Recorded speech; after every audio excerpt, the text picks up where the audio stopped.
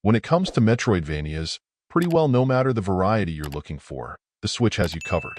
Whether it's retro-oriented, tough as nails, budget-friendly, or even something somewhat cutesy that you're looking for, you won't just find options, you'll actually find reasonably good ones.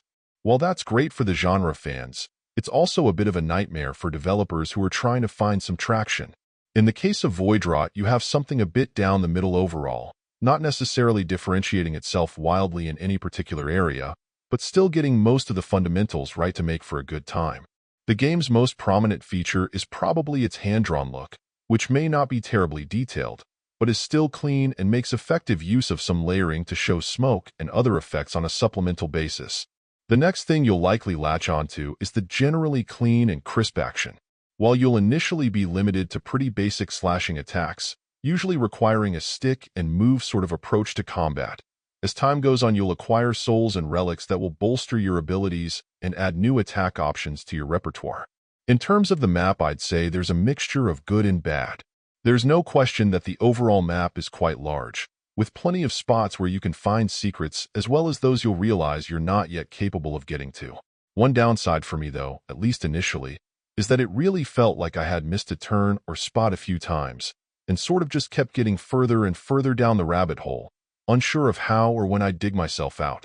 In general, time and patience tended to calm my nerves, as my journey seemed to mostly be according to plan, but it did feel like I really had to get incredibly off track from where I started to finally get the means to start getting back to where I'd been. The last piece of the puzzle is the game's overall difficulty, which I'd again put somewhere down the middle since it changes over the course of the game. I think the early hump may have been the toughest, when you have the least overall to work with and are trying to get a handle on things. You'll absolutely need to be quick on your feet, given your overall lack of attack range and power, but that does help you appreciate the new options you'll have as you get further.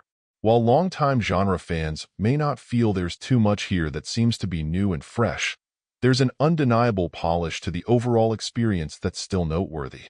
Overall, my final score for the game ended up being an 8.1. And if you're interested in picking it up, it's currently available on the Switch eShop for $19.99.